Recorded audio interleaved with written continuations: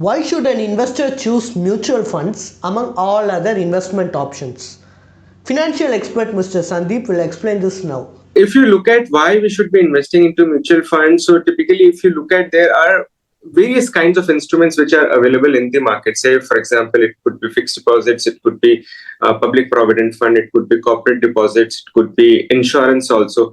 But what is happening is all of these products carry a guaranteed kind of a return.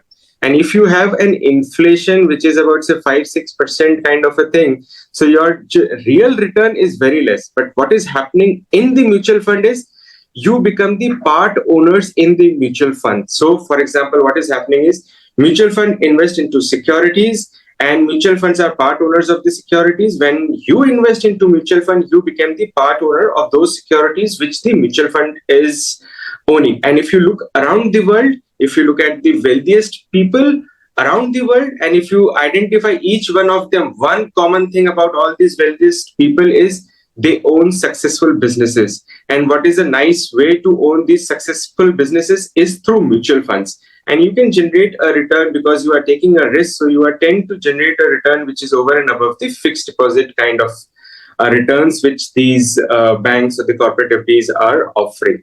So that is why you should be investing. Plus, when you are investing into mutual funds, it offers you a diversification as well. So, for example, you are not investing into one particular stock. In mutual fund, when you invest, you are investing into an entire list of the portfolio. Say this could be about, say, if you are talking about focus 30 kind of a product, then it would be about 30 stocks. If you are talking about a large cap, it would be restricted to about say 50-60 stocks. Then you have a flexi cap kind of a category where the fund manager decides how and well to invest in these kind of products, and they have the expertise, the fund manager have the expertise to choose these stocks, and over a period of time they give you a return which is passed on when you redeem those funds, and it is reflected in the NAV, which is known as a net asset value. Mutual funds are also very affordable. So, for example, if you want to buy one share of MRF, it would be costing about a lakh of rupees. But what happens when you invest into mutual fund? You can start your investment with few thousand rupees as well. You can do an investment on a regular basis, which is also known as systematic investment plan. And you can withdraw from mutual funds also by way of redemption, or probably you can plan it through a systematic withdrawal plan.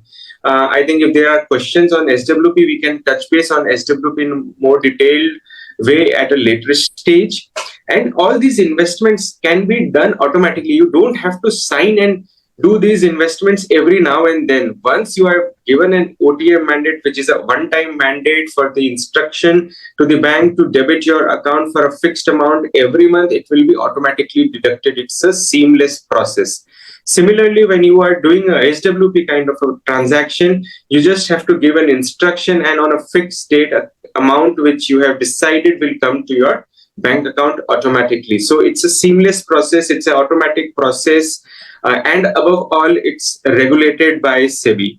So I think there are a host of benefits which are available for investing into mutual funds. Thanks for your detailed explanation. Are you in search of a personal guide who can remove the stress of handling your finances? Then please feel free to avail our expert consultation. And also you can attend our webinars to gain investment related insights. Both the consultation and webinar are absolutely free, and you can find the link in the below description. Please like and share, and do subscribe to Holistic Investment.